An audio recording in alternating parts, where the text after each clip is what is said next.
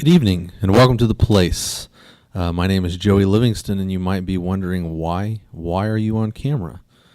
Well, tonight we have decided to change things up a little bit, and we fired Dr. Jones, and I'm going to be teaching in his stead.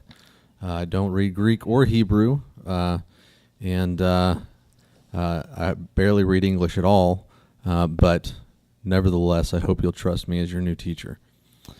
I'm just kidding, of course. Dr. Jones is right there. You can see his ear, and we're going to have a discussion tonight. So I think that'll go well, don't you, Doctor?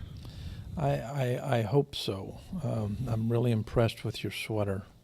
Oh, thank you. Yeah, let's... I just bought it.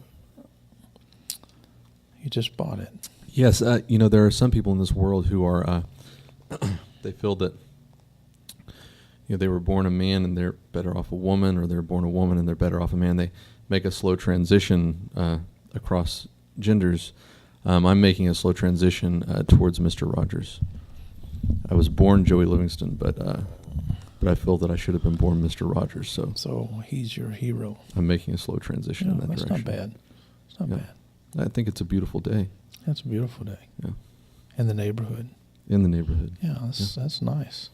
Can you sing for us? I can. Go for it. I mean, come on. Mr. Rogers would. Let's see. It's such a good feeling to know you're alive. It's such a happy feeling growing inside. And when you wake up ready to say, I think I'll make a snappy new day.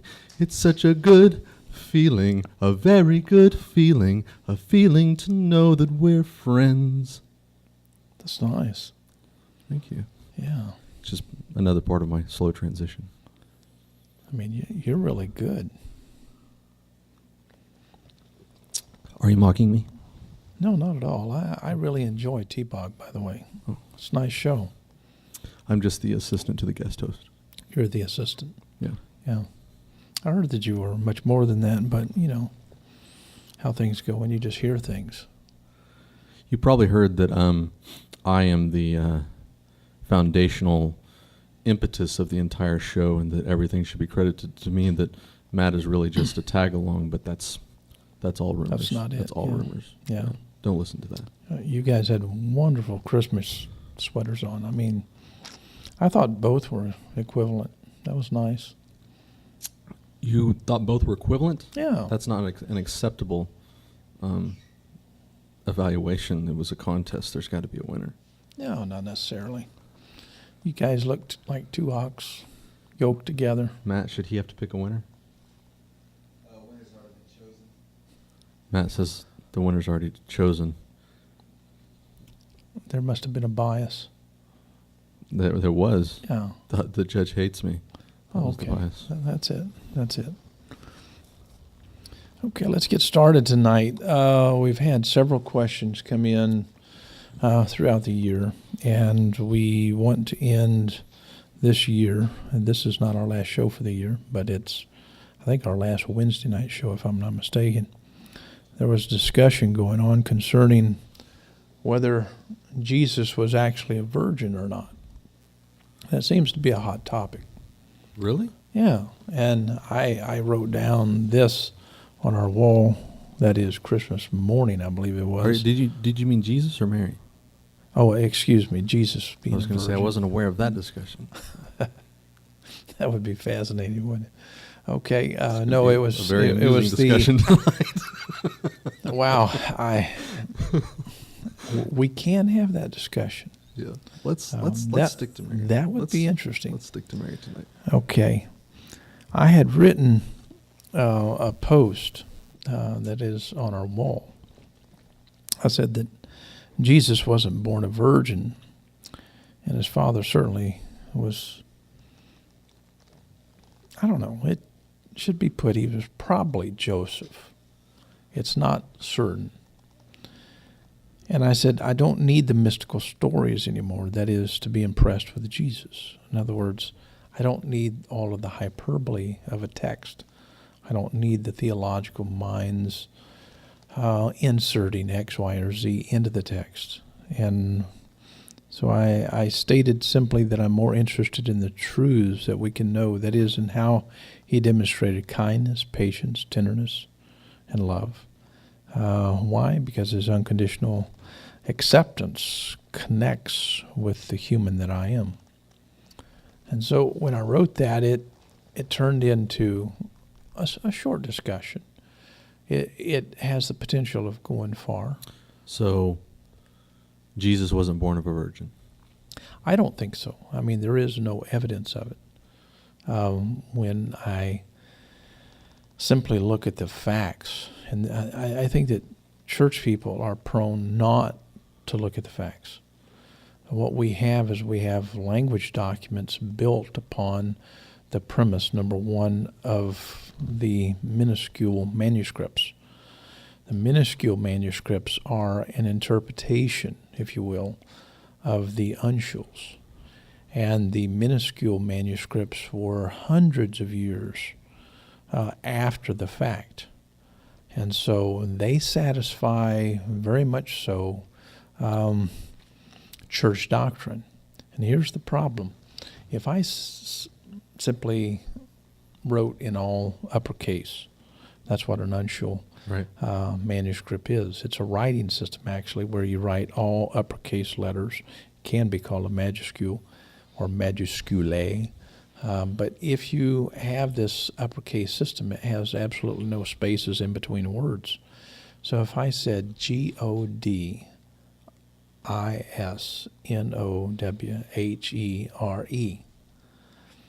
now if you put all of that together in capital letters, you're going to see that there are at least two potentials there. I could say God is nowhere or God is now here. Right. Now this is something that every Greek student, when you get involved in Greek, the first thing that they're going to say is we have the uncials or the uncials, and then the minuscules or the minuscule documents. And minuscule simply means that you have upper and lower case, and you also have spaces in between words. And they developed this because they had no printing presses, and the scribes needed to be able to write fast. And so it was a matter of convenience, but yet at the same time, after we have found thousands upon thousands of manuscripts, not all biblical, but extra-biblical manuscripts, we have extra-biblical manuscripts that are actually dated within the first century. And what that has given us, that is an advantage of seeing, it has given us an idea of how that language flux is and how it works and how to identify it, as opposed to, say, the language flux of the 3rd and the 4th and the 5th and the 6th and the 7th century. And so when you look at the minuscule manuscripts and you look at this particular passage that deals with the Virgin Mary, you're going to find that it does not have first century style. It's not written in a style, not a language flux that can be identified as that of the first century. But when you go back to the uncial or the uncial manuscripts that it was taken from, you can divide the terms differently and space it differently. And you can come up with actually something that is identical in a sense, don't take that too far, but to a language flux that would be more of a first century read. And if you do so, the entire idea of what's in this particular story is augmented much in every way. And so it's not necessarily the same read. And so we see that there is manipulation in this particular passage and subsequent passages. And this, unfortunately, is a problem throughout the text. And so when people ask me, which is the best translation model, wow, that's a question that takes possibly years to even answer, because you're not dealing with text bases that really represent what the first century manuscripts looked like. What you're looking at text bases that have been modified more to meet the standards of church doctrine than not. And linguists, it seems like from everywhere, are more interested in simply stating this simple term, wait. We're finding that we're far from being Hold on just complete. a second. Now, I don't like an ugly glass. I mean, now, that Matt- glass is ugly.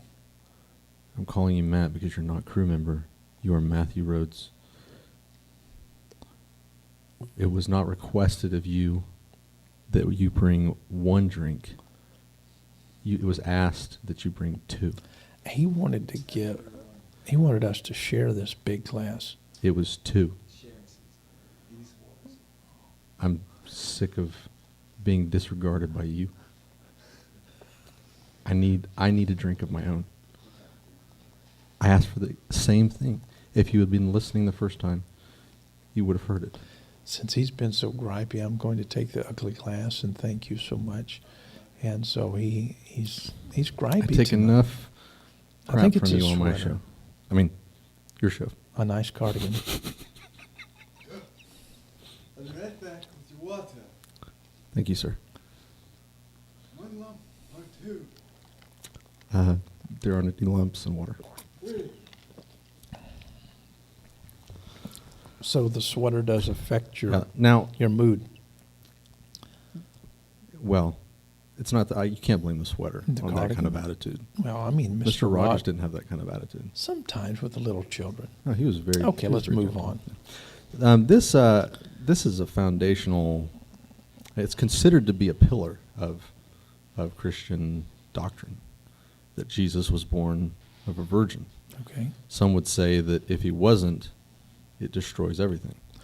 Well, not really, but there is what we call linguistic modeling. There is non-linguistic modeling that must go with the linguistic modeling. And then we have something else to consider. There are theological arguments. And most theological arguments today that we have are not based upon good linguistics at all. And so in a sense, we need to place these in different categories. If we're going to be honest about the linguistics, let's do so. Let's be honest about our theology.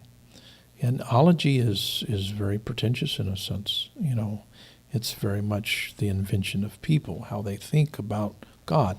And so it's true that some people have sweet Jesus being born of a virgin, but that creates various theological problems. For instance, if I say, according to some categories of theology, some would suggest that Jesus was born of a virgin in this sense, that God supplied both the sperm and the egg, refused to impregnate Mary with her sperm. So God wasn't just the sperm supplier, but he was also the egg supplier. Now, go ahead and get your glass. You have an ugly glass, too. Thank you, Matt. Thank Yeah. you. You're welcome. Too ugly. Yeah, this is nice. Okay, so we have a theology that would suggest that God supplies the sperm and the egg. And then other theologies that would suggest that, well, no, we have God supplying the sperm, and he was more than satisfied with Mary's egg. It was very much untampered. Well, she was untampered with, therefore the egg must be pure in a sense. And then you have other people. Let me just who say would while we're speaking that if you have a question, you can text it into 850-572-7441, or if you're watching on our directly on our Ustream page, which you probably are, you'll see just to the left a chat room, and you can put your question there. Excuse me. Tonight I have my laptop, so I will see your question instantly, and you can participate in this discussion. I think when we start examining all the models, whether God supplied the sperm and the egg, or just the sperm, we get into several problems. For instance, if he supplied the sperm and the egg, that means that technically Jesus wasn't a Jew. And so, Unless God is a Jew.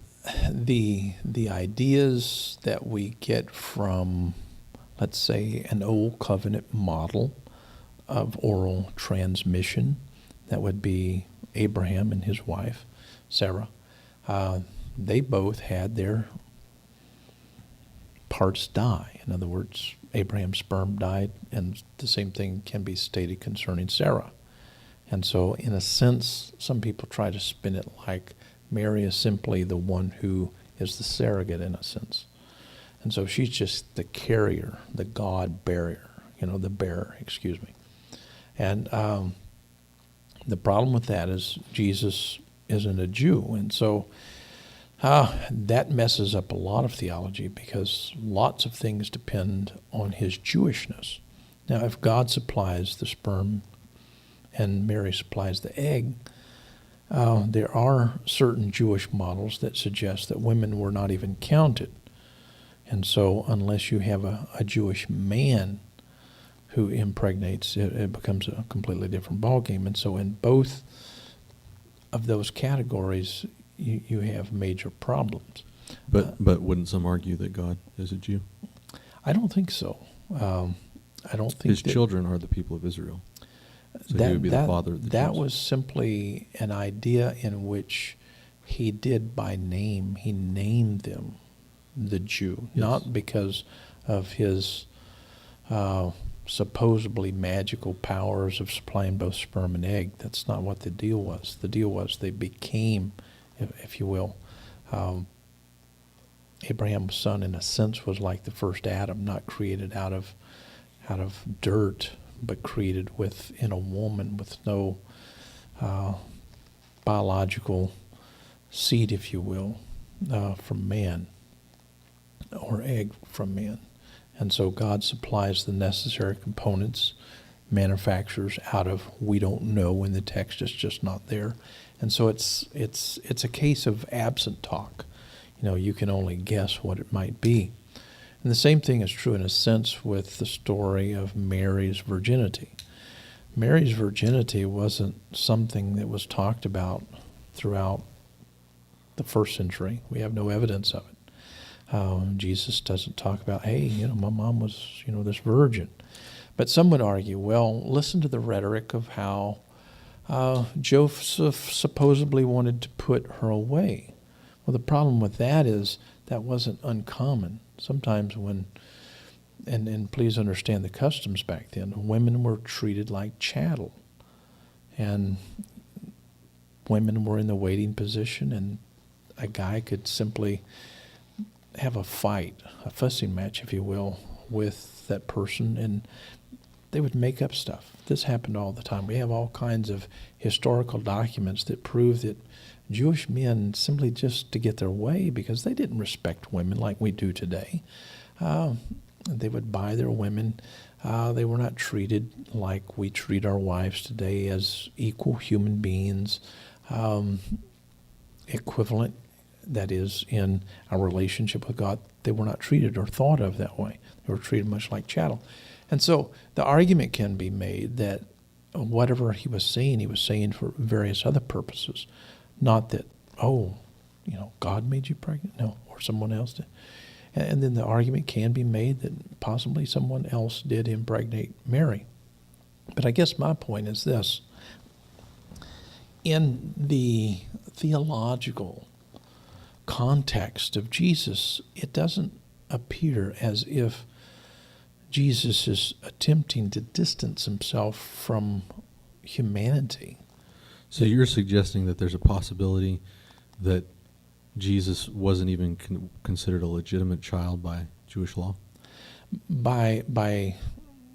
If we take the church's model, and there are various models from the church, but if we take one particular model of the church, that is, the sperm and the egg was supplied by God himself, Jesus then is the bastard child to the Jewish system, because there is already a system in place. So and you're some suggesting would argue that Jesus, the bastard, was the as- best thing to do. So you're suggesting that if it's as the church frames it, he's he's definitely a bastard child. Well, lots of people would argue that he's a bastard child for Israel And you're because he suggesting that if makes it's not a as the brand church- new Israel. that if it's not as the church frames it, there's still a possibility. I'm simply saying that the church has framed this in various ways for various reasons. But all of their framings are coming from these minuscule manuscripts, interpretations of these, number one, these unshelled documents.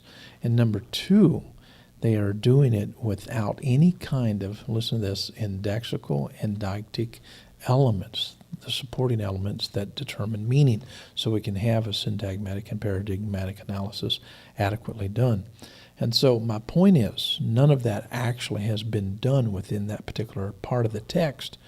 And so it's very disingenuous to impose the idea of virginity into the text. And my point is this: if you look at the overall picture of Christ, is he trying to present himself as the Lord God Almighty? Is he trying to say, don't stand in my presence? Is he trying to say, distance yourself from me, I'm just so holy? You don't get that from Christ. What you get is, let the children come to me. He wants to embrace humanity. He wants to do common and ordinary things. He wants to be so human. In fact, he actually places more value on humanity than he does on God himself when he speaks. Can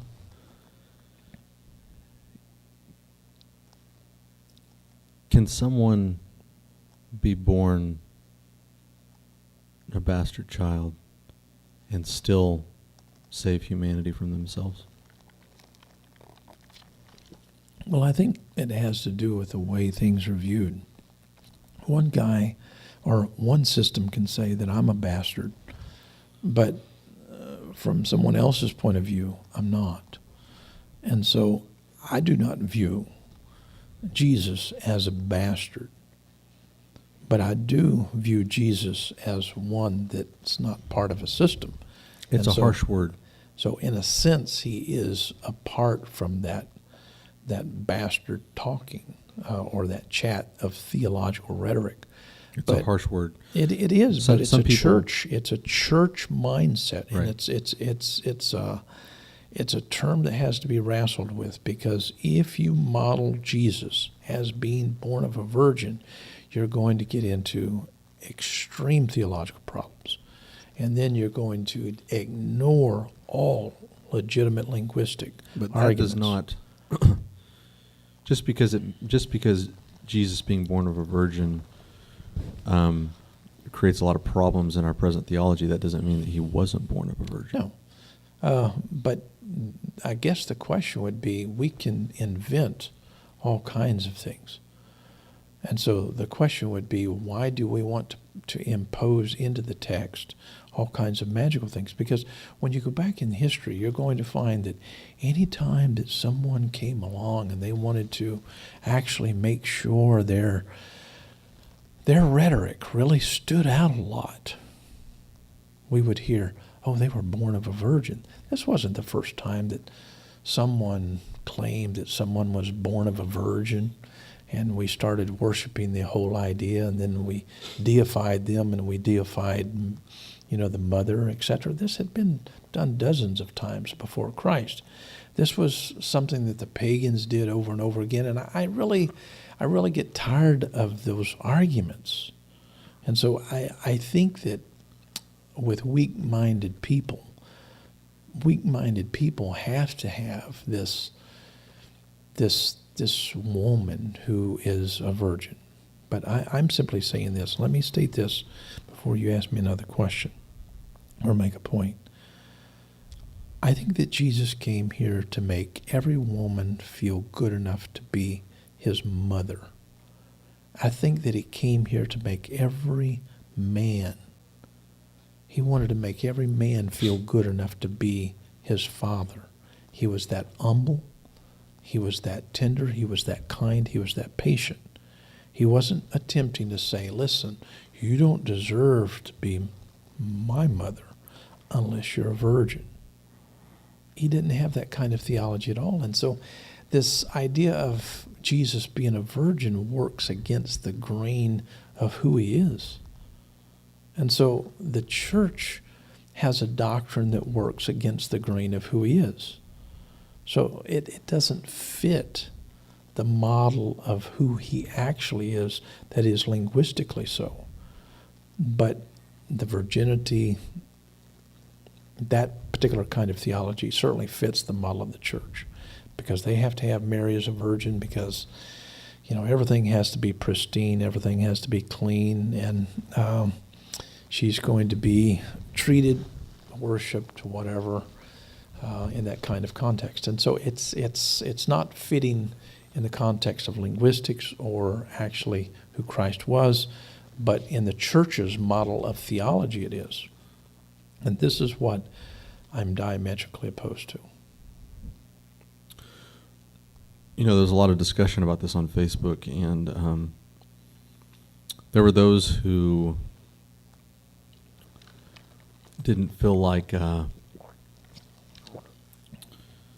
there was proof that Jesus wasn't born of a virgin.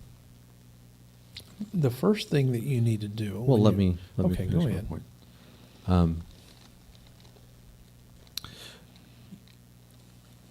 I think this is why I said that this is a pillar of possibly most Christian doctrine. Most people feel like things don't hold up unless he was born of a virgin, because they're still stuck on the idea that Jesus' life and ministry and execution was all about the impurity of the world, the sin of the world. But I use the word impurity to emphasize how much people feel like he needed to be pure, and that if he was born of a sinful father and a sinful mother, he's under the curse of Adam. And he's not pure. He has the sinful nature within him. And so if you don't have that, everything falls apart. And everything does fall apart. Because if that's why Jesus came, and if that's what was required, then it didn't happen if he wasn't born of a virgin. Well, the argument of the church would be... I'm saying there's a fabric here. Sure. And within this fabric, if you pull a string, it falls apart. Right. And people fight for that fabric. But there's so many problems in what we believe in the Christian world today. To believe that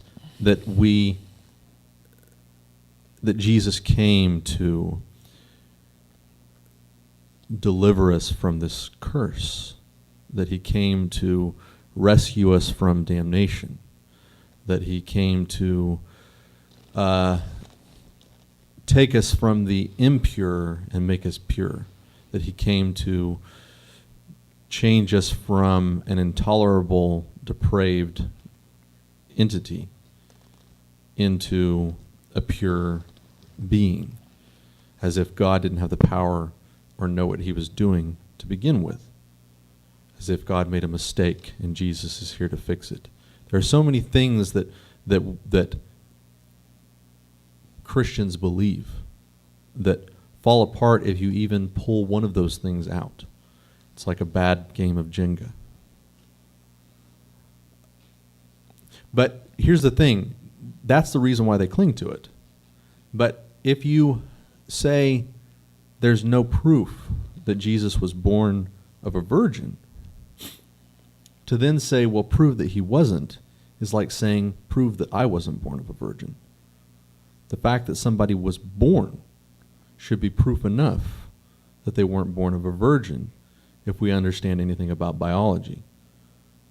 Now, if he was born of a virgin, you need to prove the exception, you don't need to prove the rule. Certainly.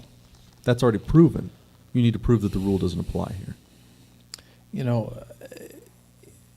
This, in my opinion, trying to argue that Mary was a virgin, in my opinion, is a waste of time. because you just have no evidence to support it. When you look at various models of theology and various models of the text, so we're looking at two different categories.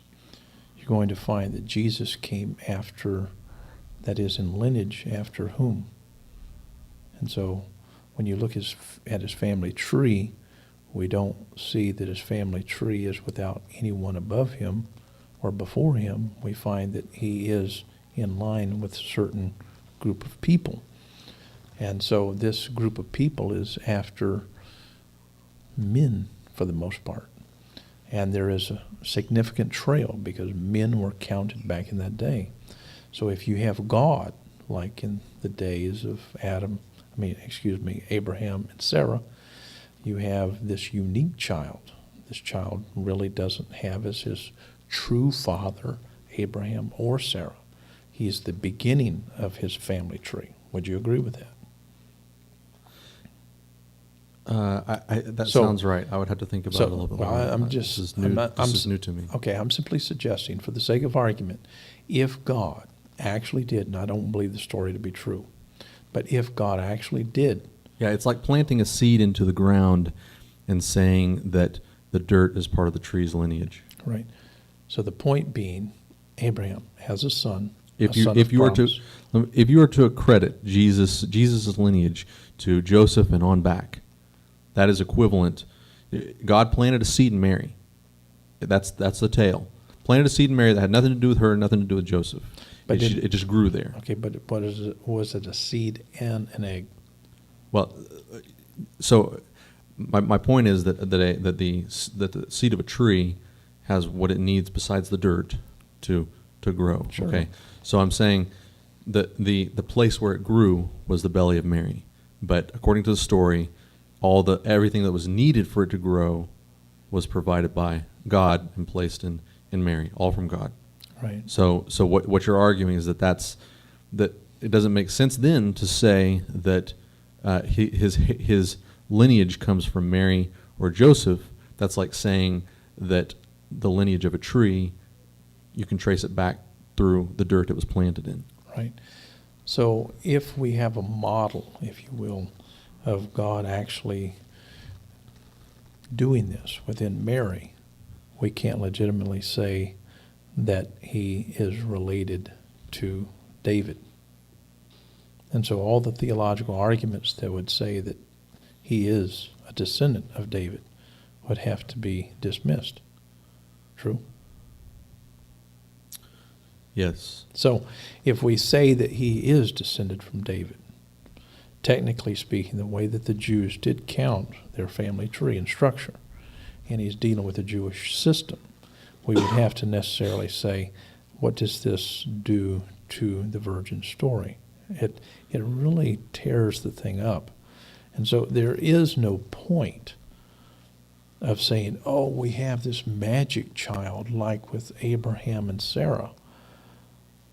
We have no seed, that is, we have no sperm nor egg supplied. And so the point that I'm making is we have no evidence, none whatsoever, linguistically, that this is a case of virginity.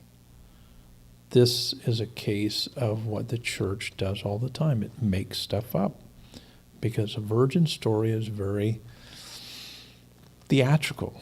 It just really embellishes those people who want something to be larger than life. But to me... But Jesus didn't teach any kind of theology that was larger than life. He did not exaggerate everything. And this is the problem. Jesus didn't use hyperbole. He would give them legends and take the hyperbole out of it so people could be founded within their own system of humanity and accept themselves. This is why when he looked at the woman who was caught in the act of committing adultery, he said, I don't condemn you. Others do because they have a theology of sin. Don't participate in that theology of sin any longer. Leave that stuff. Walk away from that stuff. In other words, walk away from the Jewish system. And so I don't find that there is anything that Jesus was articulating that would be within the doctrines of the Yahweh cult. Yeah.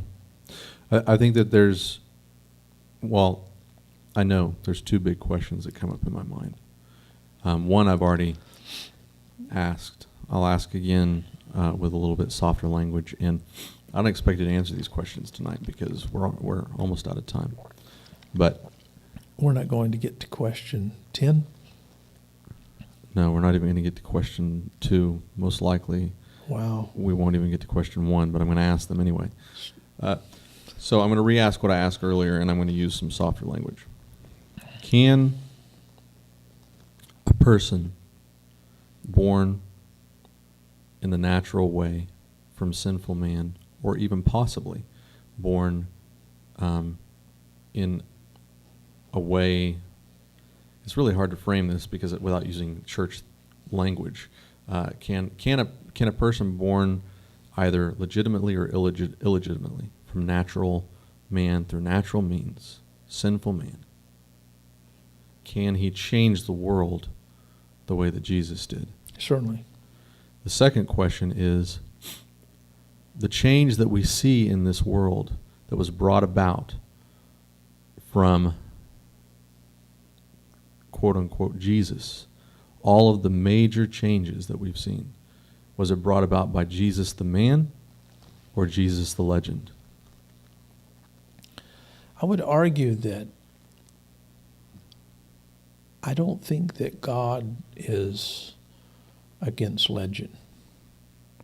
Legends sometimes empower us to move forward. It's not that we are lying to ourselves, but sometimes a legend does encourage. But you are For sitting instance, here tonight right. trying to break down an enormous part of the legend. I want to do away with the myth, but let me make a point. If Jesus, There's no difference between legend and myth here in the way I'm speaking. okay, And I don't think in the way you're speaking either. well, I would argue that there is, but let's just use your model because I don't want to play a shell game here. If we say, listen, let's just look at an accuracy model of Jesus, I'm going to say that that's completely impossible. There isn't one. And so we can play games all that we want to about saying we have all the data necessary to look at the human being Jesus. And I'm going to tell you that if anyone comes up to you and says, I know all of the data pertaining to who Jesus is, I'm going to tell you that you've met the biggest deceiver ever. Or Because- self-deceiver. Or self-deceiver. Possibly self-deceived, but I mean, my point is there's every reason in the world for us to be honest about who Jesus is.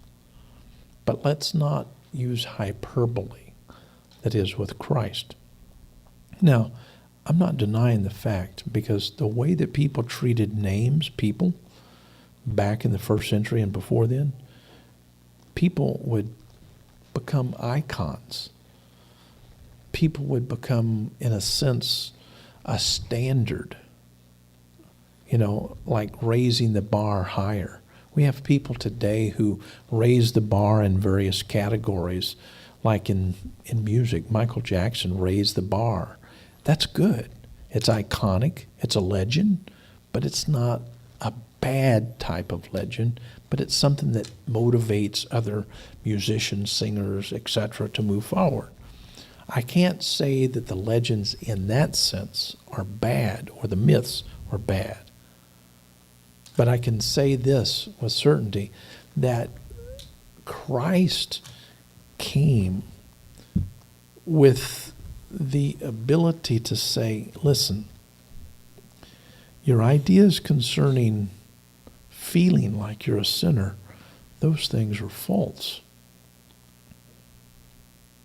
And so this idea of, he came into sinful man, that's a false concept, because Christ wanted not just for us to know that he was in Jesus, but the Christ wanted us to know that he's in all of us, that we're all a part of one body, which is a much larger picture.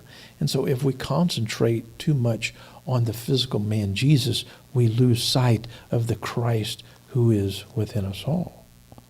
And so is it possible that the Christ is living in whatever you are? You can refer to yourself as sinful, wicked, wretched, and all of that, and accept that garbage, crap.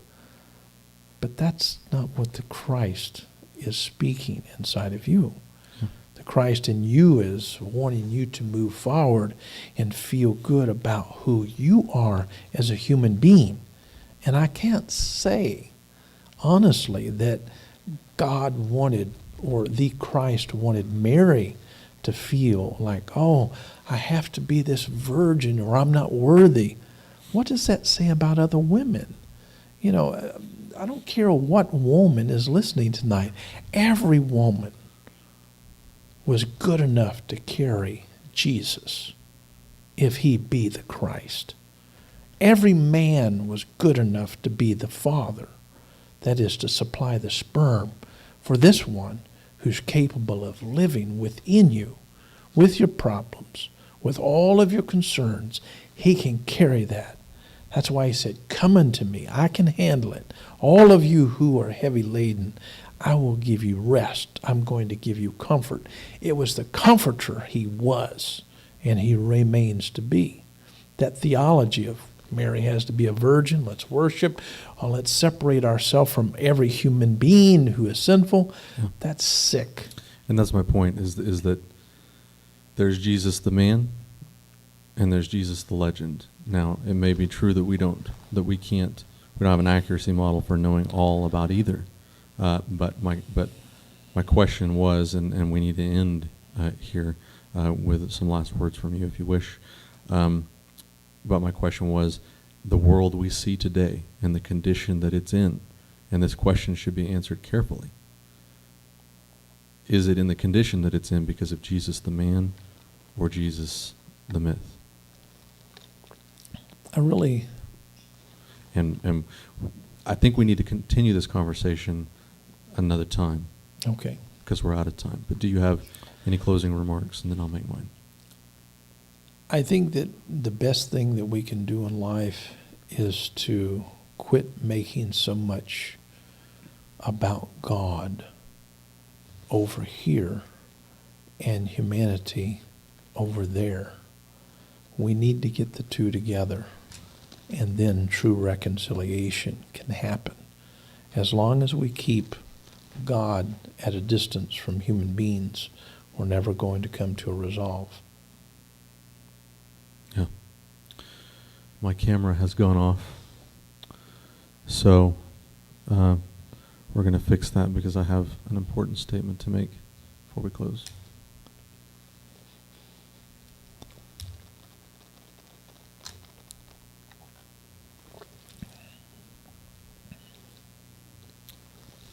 Is it on? Okay. Stand right by it, Matt. I just wanted to, in closing, I wanted to say that, Matt and I were talking the other day, and he has been affected by his discussions with you just as much as I have, and listening to your teachings, etc. And he was telling me the other day that he has finally come to a place to where he feels like he is good enough to be Jesus' mother. He's qualified. Yeah. Yeah, that would be nice. I would be proud of my son for mothering. That's the end of this discussion. But in just a moment, we are going to have a replay of the wonderful literary reading that Matthew Lloyd Rhodes did earlier. If you missed it, you'll be able to see it again. Can you cut back to this camera, please? We're all out of camera. Have both cameras turned off? Right. In the meantime, if you would like to buy us a new camera, give me a call, and we'll work something out where I give you nothing and you buy me a camera. We'll see you soon. Again, stick around just a moment. Matthew Lloyd Rhodes is going to do another literary reading, and you're going to enjoy it, and you're going to laugh. And then we'll see you again Sunday.